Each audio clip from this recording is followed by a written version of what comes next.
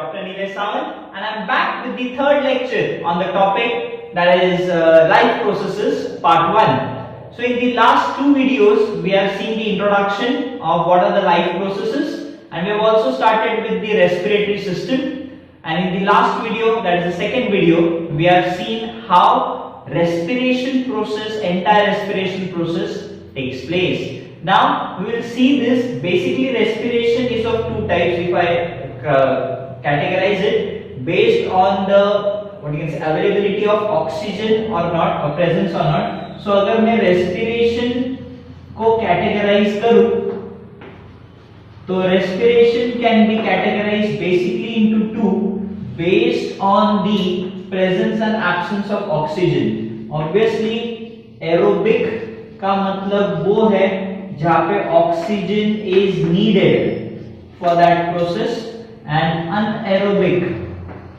Anaerobic respiration जहाँ पे obviously oxygen is not needed, और एनारोबिक रेस्पिरेशन को ही हम लोग फर्मेंटेशन कहते हैं. एरोबिक रेस्पिरेशन मतलब रेगुलर जो अपन ने जो पिछले वीडियो में देखा था ग्लाइकोलाइसिस, क्रेब्स साइकिल वगैरह वगैरह, वो है. तो ये एक है. नाउ एनारोबिक रेस्पिरेशन की अगर हम बात करें, ये दो किस्म का है.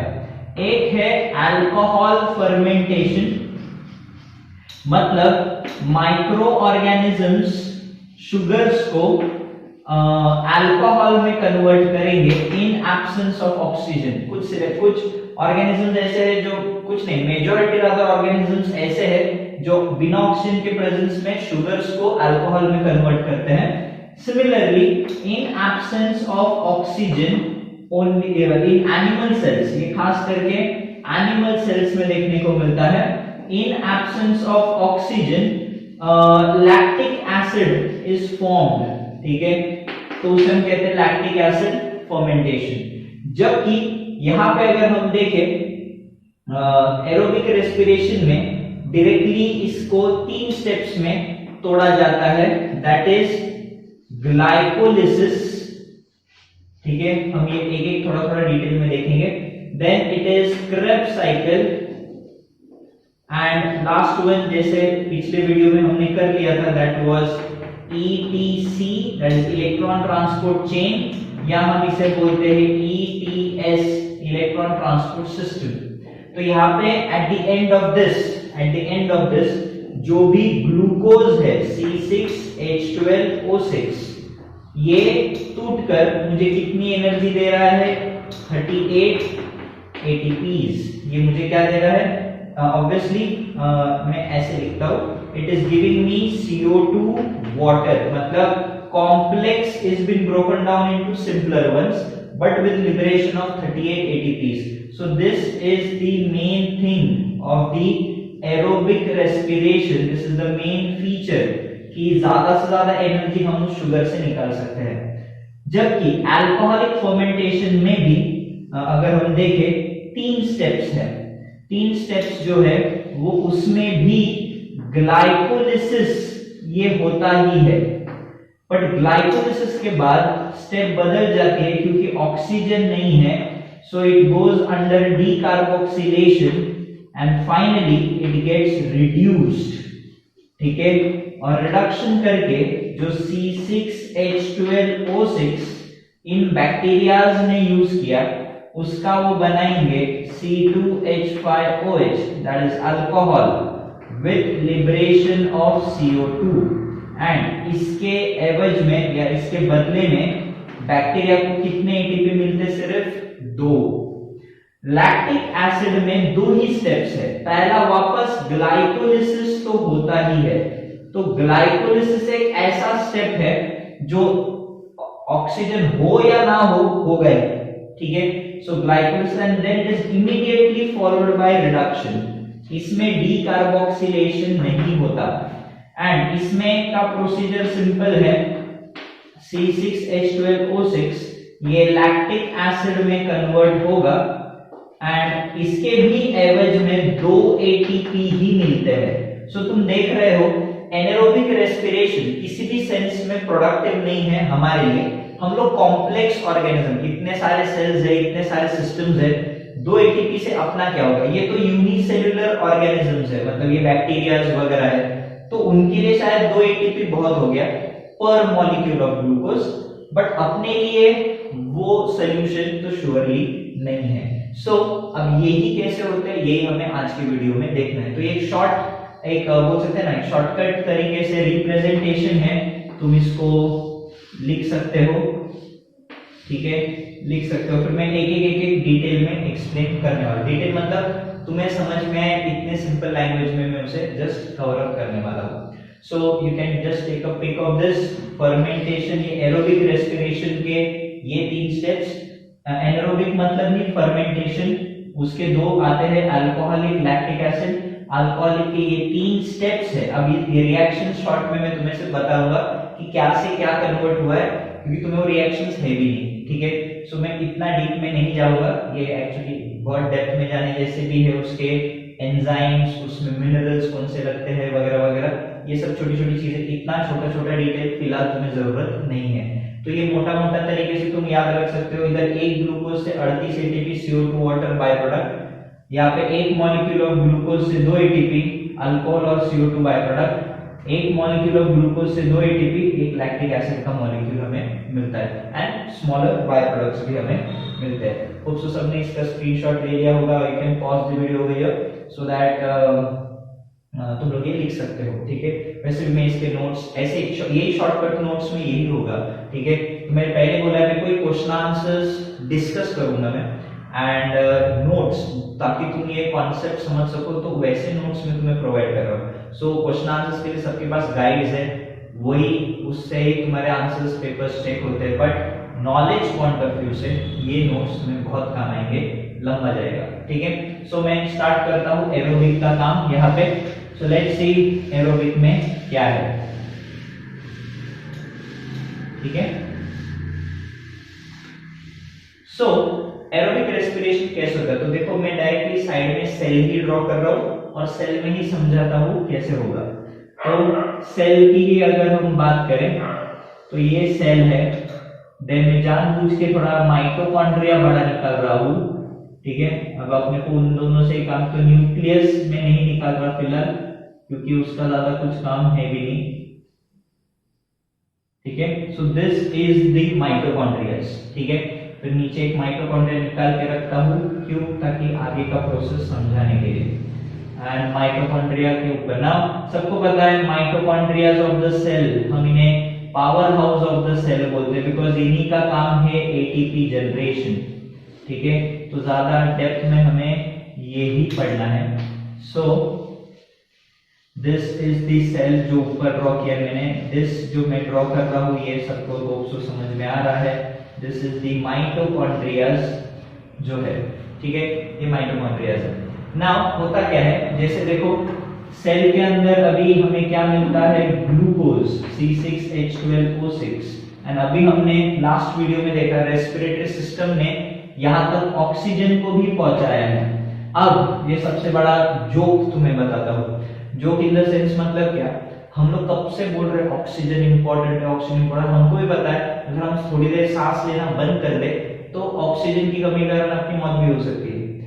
पर क्या सच में ऑक्सीजन रेस्पिरेशन के लिए उतना ही जरूरी है, ये तुम्हें अब पता चलेगा, ठीक है। ठीक से देखो, सो कैसे होता है, तो स्टेप 1 मैंने बताया था ग्लाइकोलिसिस, ठीक है।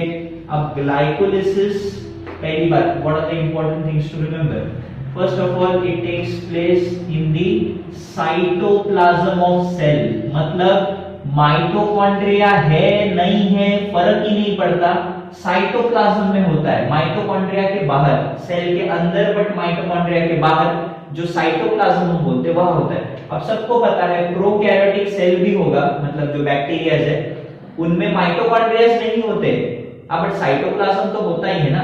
तो उधर इसलिए देखो मैंने अभी जस्ट बताया था एनारोबिक में ग्लाइकोलिसिस दोनों में होता है।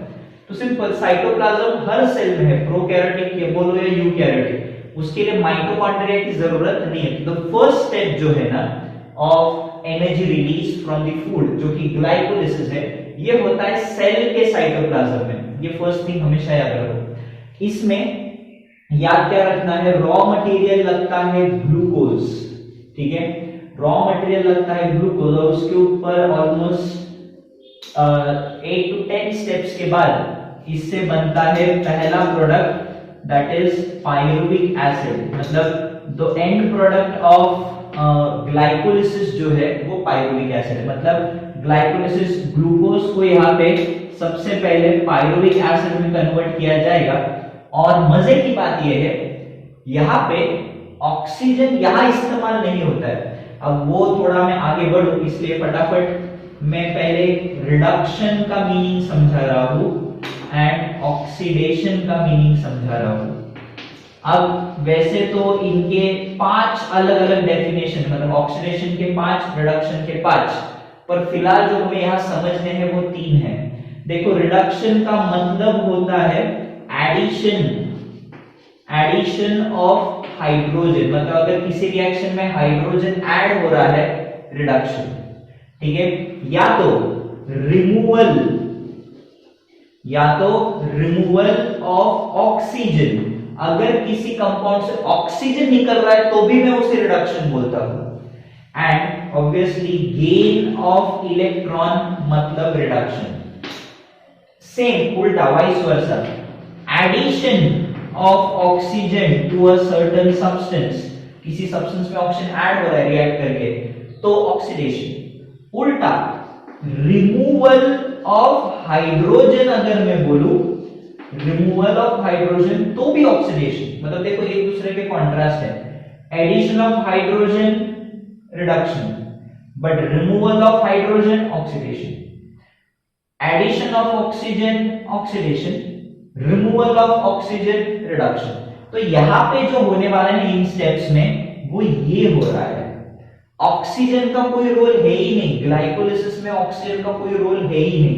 यहाँ पे C6H12 देख सकते हो ना, pyruvic acid is a 3 carbon sugar, 3 carbon compound, glucose is a 6 carbon compound. तो एक तो कार्बन नंबर भी कम हो गया है, प्लस हाइड्रोजन्स कम हो जाते हैं। तो रिमूवल ऑफ हाइड्रोजन मतलब ऑक्सीडेशन। मतलब no doubt respiration is an oxidative process, इसमें ऑक्सीडेशन हो रहा है, पर वो ऑक्सीजन ऐड करने से ऑक्सीडेशन नहीं हो रहा है, हाइड्रोजन निकालने से ऑक्सीडेशन हो रहा है। ये समझो, ये बेसिक फर्क है। सो यहां तक सबको समझा है क्या? ग्लाइकोलिसिस में हो क्या रहा है, ग्लूकोज जो कि 6 कार्बन का एक कंपाउंड है उसको तोड़ तोड़ के 3 कार्बन का पायरुविक एसिड बनाया जाएगा, 2 मॉलिक्यूल। मतलब 3 कार्बन के 2 मॉलिक्यूल, तो 3 to the 6, तो एक ग्लूकोज को 2 पायरुविक एसिड में तोड़ा जाएगा and in that process hydrogen निकलता है।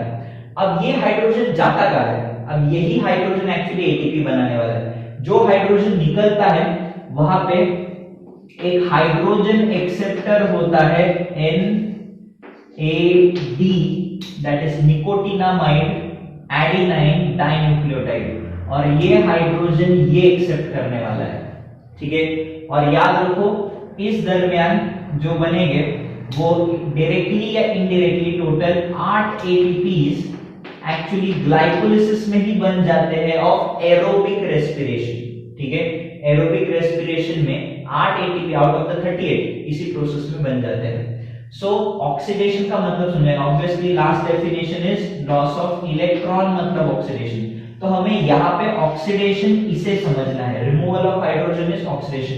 सो ग्लूकोज से हाइड्रोजन निकाल के NAD जो कि हाइड्रोजन एक्सेप्टर है वो ये हाइड्रोजन खींच लेगा, तो ये 2 है जो उसका एक्चुअल बैलेंस इक्वेशन में आना चाहिए। सो स्टेप 1 सबको समझा है, वो यहां होता है। अब दिक्कत सुनो क्या है। स्टेप 1 होने के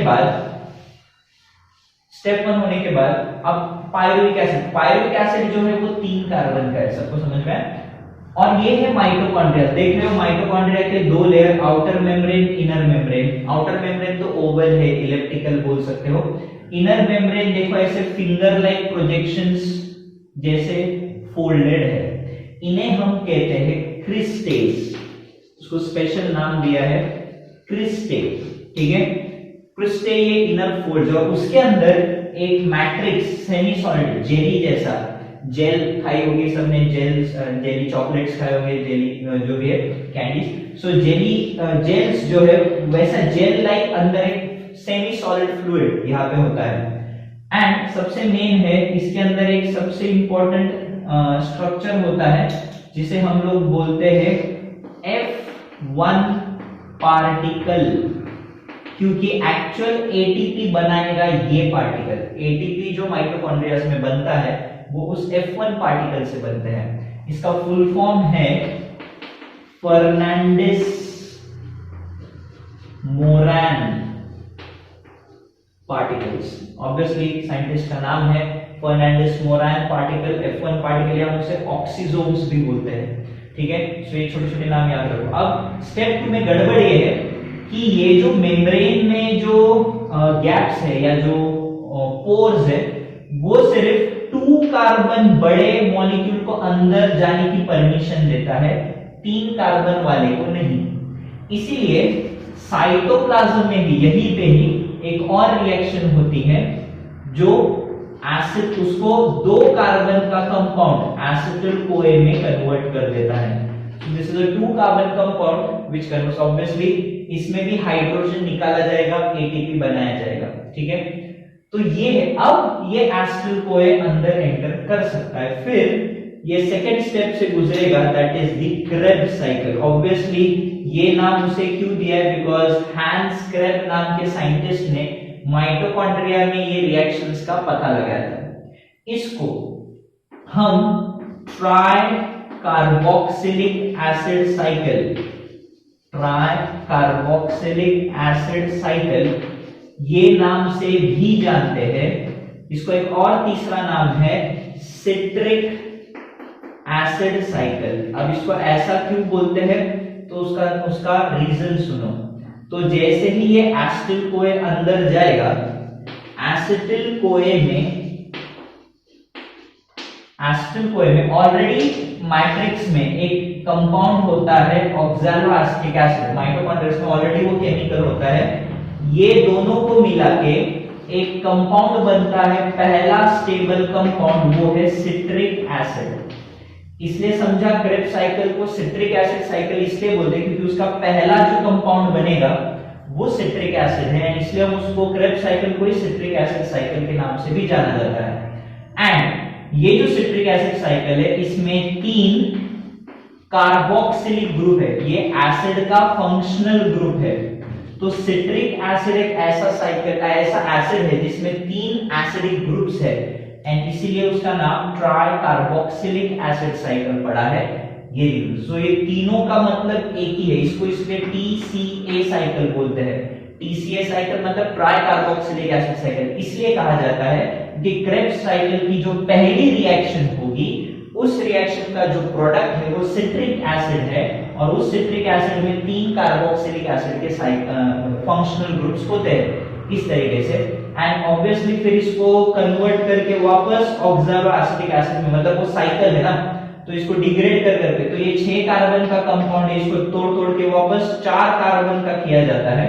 इसी दरमियान NADH2 बनता है जो हाइड्रोजन एक्सेप्टर है, एक FADH2 बनता है, ये भी हाइड्रोजन एक्सेप्टर है।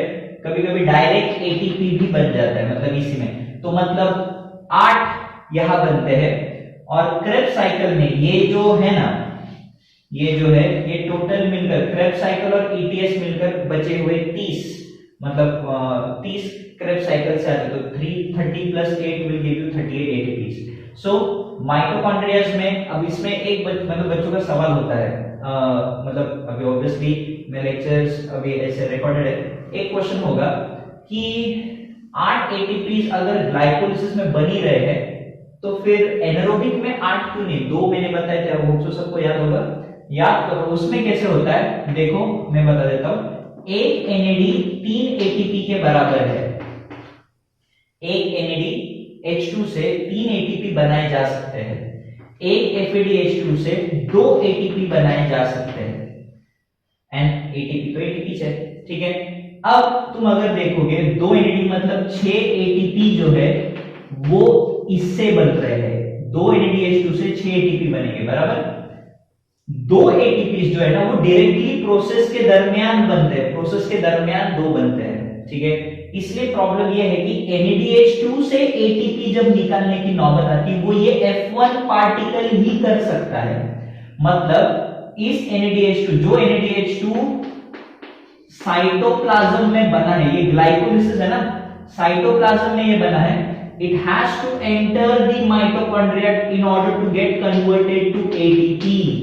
NADH2 को प्रोसेस करना पड़ता है ATP बनवाने के लिए, और वो प्रोसेस करवाने के लिए उसको माइटोकॉन्ड्रिया में जाना पड़ेगा, जबकि एनारोब्स के पास माइटोकॉन्ड्रिया होता ही नहीं, मतलब जो बैक्टीरिया है उनके पास माइटोकॉन्ड्रिया होता नहीं है।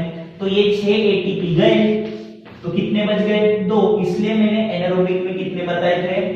2 ATPs। सबको समझा? ये NADH2 से ATP निकलवाने के लिए उसको माइटोकॉन्ड्रिया के F1 पार्टिकल्स से प्रोसेस होना पड़ेगा, तब जाके एक ATP 3 ATP देता है। ठीक है, अब तुम बोलोगे सर ये फुल फॉर्म्स क्या है? मैंने बताया था वैसे भी, nicotinamide adenine dinucleotide, this is flavin adenosine dinucleotide. अब ये क्या है? तो दीज आर एक्चुअली विटामिन्स।